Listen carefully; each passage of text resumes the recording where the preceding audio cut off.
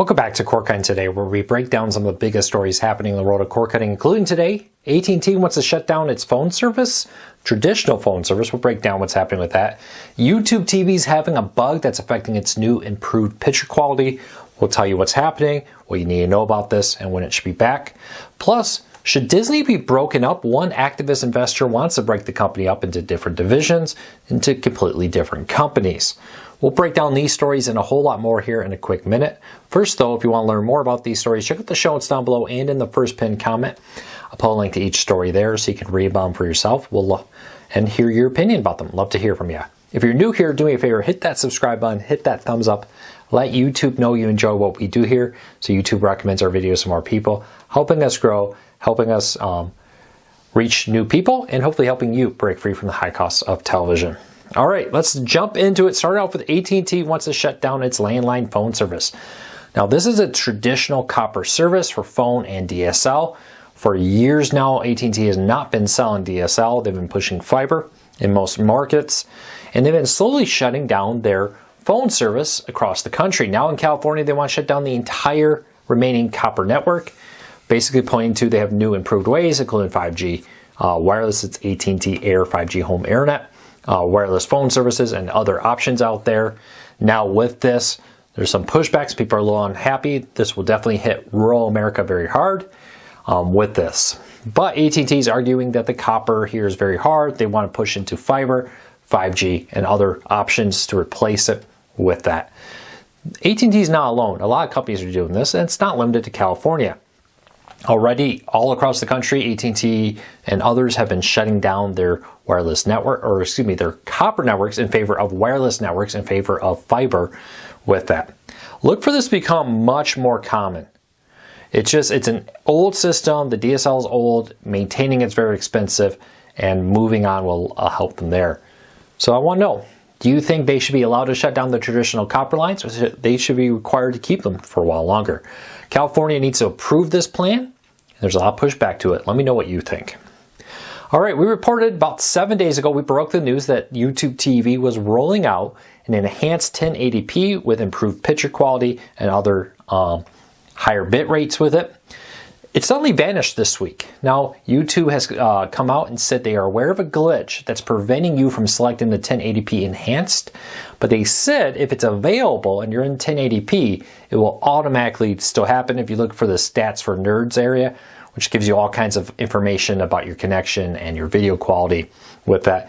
In there, it will show it's still running in the enhanced higher bit rate, but for now, it's not appearing in a selection. It's still working.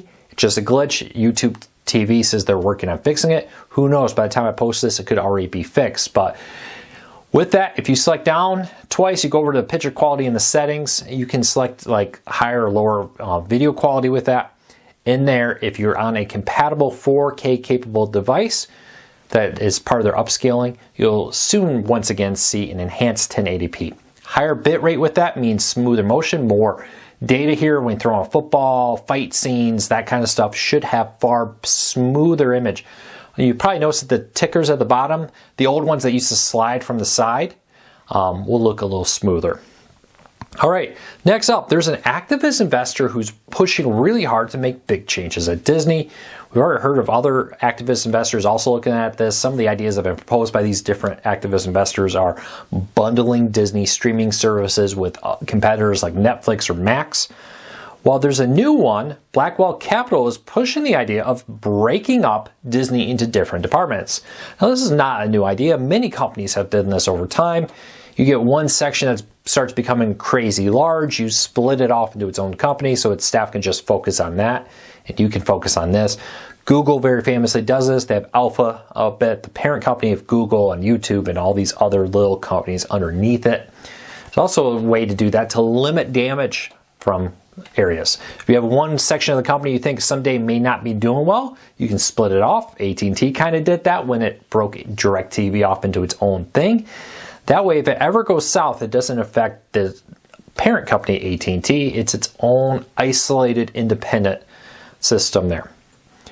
But there's proposals here to do that. Disney, I don't think it's because any one section is necessarily looking not to do well in the future. I think on the contrary, Disney's sports, even though it may have some rough bumps ahead of it. It's very well established for ESPN to do well going forward with their new streaming plans that we talked about yesterday. But there's talk about splitting the company into different parts. I want to let you hear from you. Should Disney be broken up? How would you do it? Studios, theme parks? How would you break that up? Because it all seems very integrated to me. Theme parks rely very heavily on the studios. Studios will use the theme parks very heavily for marketing and ideas and feedback and all kinds of two ways on that. Disney's a very integrated company from top to bottom. What they do is not isolated anywhere. It seems to touch every aspect of the company. So leave me a comment, let me know what you think. If you are a T-Mobile customer, there is a new rewards program coming out. Now, there's still got T-Mobile Tuesday and all that, but this new program, or T-Mobile Life, kind of changed T-Mobile Tuesday and stuff with it, I should say, will now give you perks all the time.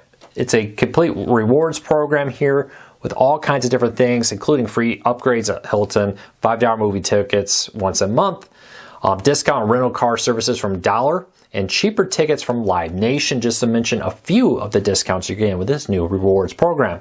Instead of just being a once a week thing, a lot of these discounts are good, like the once a month movie ticket for $5 all month. You don't have to wait for a T-Mobile Tuesday on this.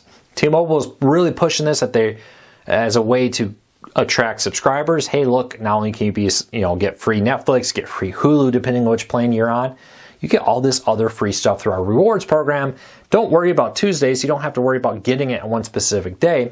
Just always available.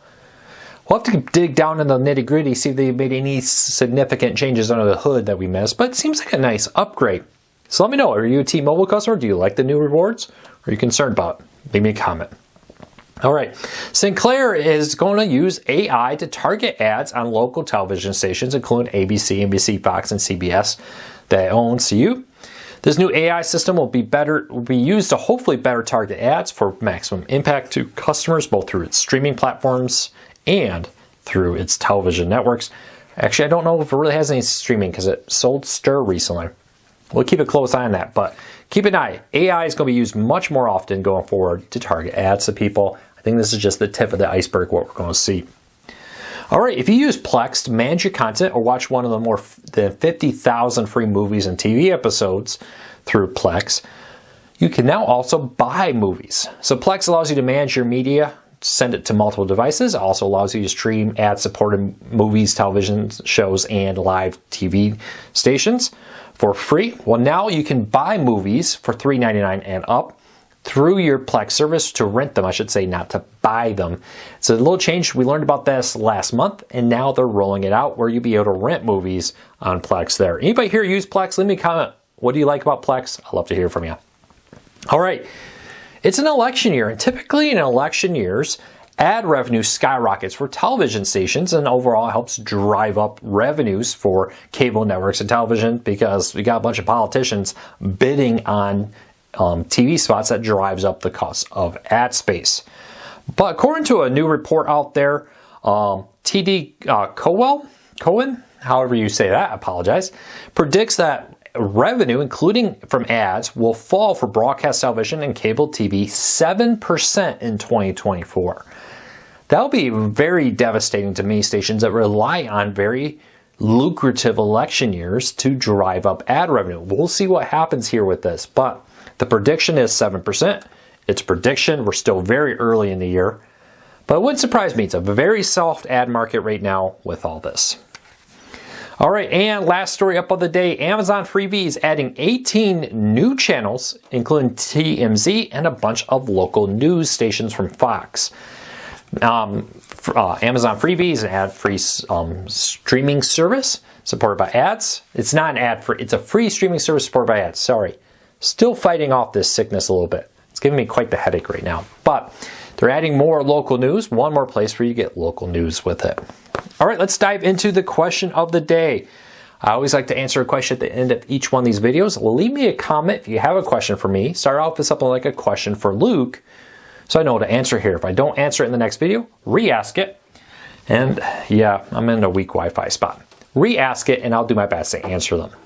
All right, so question of the day today with this is, Luke, kind of follow up on yesterday's question. If streaming services are losing content, would free ad-supported streaming services also lose content to cut costs? Well, there's two ways free ad-supported streaming services bring content to their networks. First of all, they can pay some of the bigger studios like Warner Bros. Discovery, Disney, and others, often charge them an upfront fee, plus a split of the ads for some of their more popular content. Some of the less popular content is a straight ad split. So for example, they can say, hey, all right, Tubi, you can have all of our old catalog of this show or that show or this whole network of back catalog stuff, but we get 60-70% of the ad revenue, you get 30-40%, whatever it may be, and then you just run it.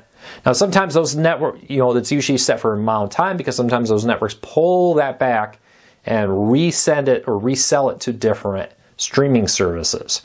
And there's a lot of gray area. Some very big name popular shows would obviously get more money than maybe some less popular shows, but they both are still charging. So there's a sliding scale here. We often see things, for example, like when a new reboot of a show comes, sometimes they pull that back and resell the rights to the older season because they think people probably justifiably would be interested in the older show before the new season comes out or the new reboot. So it's a sliding scale here. So yeah, we could see them cut back on the number of programs they have, but I don't think by much because I believe each service is different, but I've been told a vast majority of the content that appears a lot on these services is an ad split deal.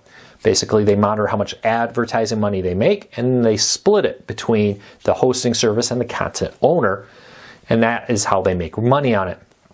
Again, varies wildly, but that's kind of what I've been told from many people. Well, that's it for today. I hope this answers your questions. If you got a question for me, leave me a comment, let me know. Until next time, take care, be safe. I'll be back again real soon.